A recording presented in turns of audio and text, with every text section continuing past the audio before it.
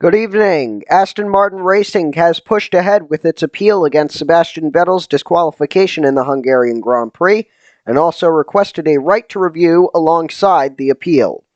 Vettel was disqualified from second place after the team was unable to get a 1-liter sample of fuel from his car for the FIA to inspect, with only 0.3 liters possible.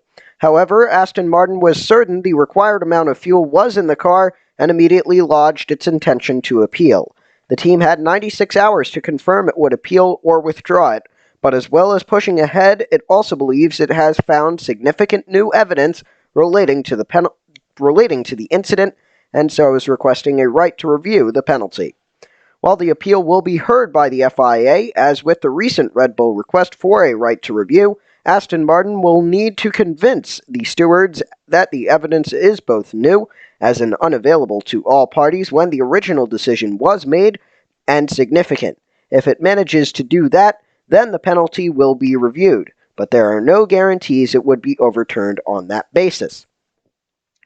The number one question received by Big Machine Music City Grand Prix circuit designer Tony Cotman is about how the organizers of the inaugural Nashville street race plan to keep the NTT IndyCar Series cars from doing their best Dukes of Hazzard impressions by leaping off the bridge that spans the Cumberland River. Should a crash take place on the Korean War Veterans Memorial Bridge, Cotman says the new barrier and fencing system is more capable of keeping cars and drivers high and dry in Tennessee. Building the Nashville track, which revolves around the Tennessee Titans NFL Stadium, requires 3 weeks of work to assemble miles of barriers and infrastructure to administer the race, and about 10 days to tear it down once the checkered flag waves over the event. What if, by chance, a car manages to scale the fence and land in the river? Cotman says it's far from a new concern to prepare for at an IndyCar race. The car count for IMSA's upcoming GTD Pro class is pointing in a promising direction. Based on calls with numerous manufacturers and teams in recent weeks, the WeatherTech Sports Car Championship's upcoming replacement class for GT Le Mans is on track to debut in January with respectable numbers for the pro-level GT3 category. To start, Corvette Racing's pair of GTLM C8Rs will carry over to GTD Pro with IMSA-specific detuning measures designed to align with GT3 machinery. BMW's new M8 GT3 model is expected to be represented with its two cars, and Porsche's venerable 911 GT3R is said to have had at least 2 models headed to GTD Pro, if not 3. After those 6 to 7 entries, there's a mounting belief that Lexus, which has 2 of its RCF GT3s in GTD, could join GTD Pro with 1 car, and then there's Lamborghini, which has earmarked at least 1 Huracan GT3 for the class, and a second is a possibility as well. A safe car count estimate would be in the range of 8, with a chance of 10 if every GTD Pro plan is successful leading into 2022. Considering where GTLM's number sits for this weekend's Road America race at 3, there's cause to have optimism for IMSA's full embrace of GT3 regulations in the WeatherTech Championship. Like Chris Ward, Lamborghini's senior motorsport manager's comments on Lamborghini's need to find partner teams for its upcoming LMDH program, the same need exists before Lamborghini will confirm its presence in GTD Pro, however. McLaren team principal Andreas Seidel took a gentle dig at his opposite number at Red Bull, Christian Horner, for his ongoing complaints about the impact of damage on Formula One teams in the cost cap era following the expensive Hungarian Grand Prix. Horner announced the cost of Max Verstappen's crash at Silverstone as $1.8 million and was then further annoyed by the repair bill from the race in Budapest, when both Red Bulls were damaged after Valtteri Bottas's error at Turn 1. Both McLarens also took big hits. Lando Norris was forced to retire after contact with Bottas and Verstappen, while Daniel Ricciardo was caught in a separate crash with Lance Stroll and Charles Leclerc. But Seidel said that dealing with the extra cost when there are budget restrictions is simply part of F1. While the Turn 1 chaos opened up an opportunity for a shock winner in the form of Esteban Ocon, Seidel says McLaren won't rue a missed opportunity given both drivers were blameless in their 2 incidents. The streets of Nashville will be alive with the sounds of American muscle as a record-breaking field of Trans Am Series TA2 Mustangs, Camaros, and Challengers take to the temporary 12-turn, 2.17-mile circuit for the inaugural Big Machine Music City Grand Prix from August 6th through 8th to support the NTT IndyCar Series. A record-breaking class entry of 38 fire-breathing machines are expected for the event, fielded by a deeply talented roster of Trans Am TA2 championship chasers, as well as top motorsport guest drivers, all looking to make a name for themselves in front of a near-sold-out Nashville crowd.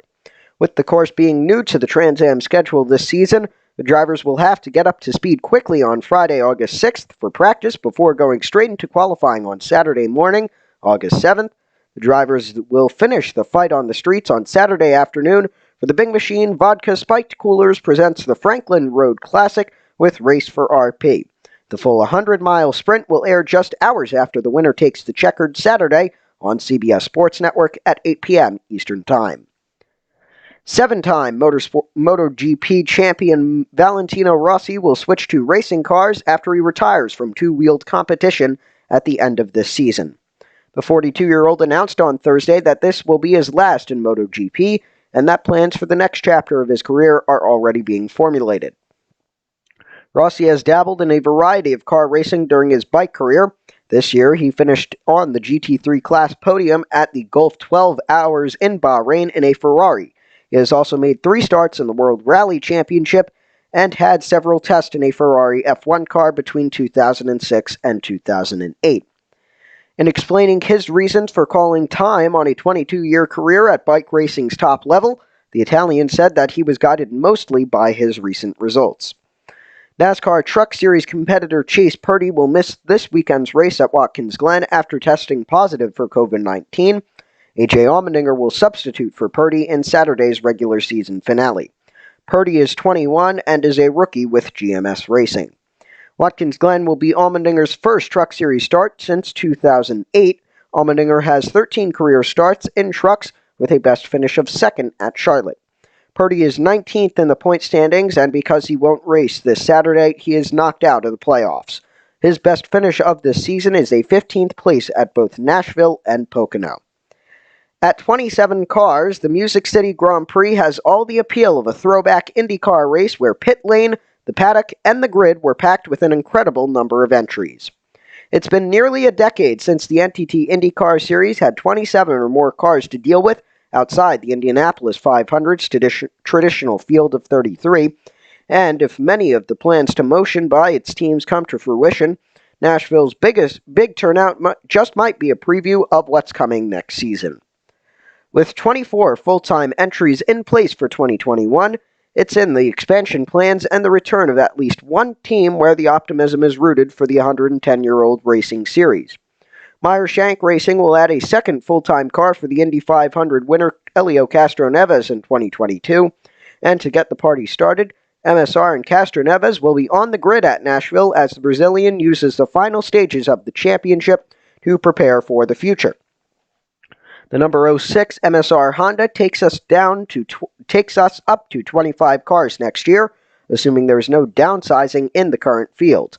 And Monday's announcement of Ricardo Junco smashing the throttle with the new co-owner Brad Hollinger to contest the last 3 races of the year out of a full-time campaign as Junco's Hollinger Racing takes the anticipated entry list to 26. Santino Ferrucci is back this weekend in the 3rd Rahal Letterman Lanigan entry, which could serve as one of his last outings for the team this year, as RLL starts an evaluation process to see whom the best candidate for the number 45 Honda might be if it's converted from part to full-time participation. And our McLaren SP is putting the work to prepare for growth from its 2-car operation for Pato O'Ward and Felix Rosenquist, as the team seeks to become a 3-car outfit at every round in 2022. If AMSP or RLL are successful, the series would have 27 cars, and if both can deliver, 28 entries. A seemingly unfathomable number for full-time IndyCar efforts is achievable. Ed Carpenter Racing is also working hard to expand, with a long-held desire to have 2 full-time entries in their own ECR entries, and to add a 3rd for the team owner/driver to pilot, and possibly share with a road course and street course specialist. Prepare for 26, hope for 28, and enjoy 27 this weekend in Tennessee. it just might become the norm. IMSA's grand annual showcase at one of its ancestral homes, Wisconsin's Road America, is upon WeatherTech Sports Car Championship fans. With 35 entries spread across 5 classes, Sunday's 2-hour and 40-minute IMSA Road Race Showcase event kicks the chase for titles in DPI, LMP2, LMP3, GT Le Mans, and GT Daytona into high gear. In DPI, its 6 entries start the first of 4 remaining rounds as the slow march towards the championship closer on November 13th at Petit Le Mans begins. It also means fans of Chip Ganassi Racing's Kevin Magnussen will leave for the FIA World Endurance Championship in 2022, and Mazda Motorsports, whose DPI program will end after Petit Le Mans, are members of a small farewell tour in the coming weeks and months. LMP2 is the modest class among the offerings, with 4 cars booked for competition around the 4.0-mile road course, but IMSA's newest WeatherTech Championship prototype category, LMP3, is thriving with 7 entries, including a first-time participant in Junior the Third Racing, which is stepping up from the IMSA Prototype Challenge Junior Training Series. And Junior the Third isn't alone in that regard at Road America, as Wolver Racing, another IPC stalwart, will make its debut in IMSA's top championship.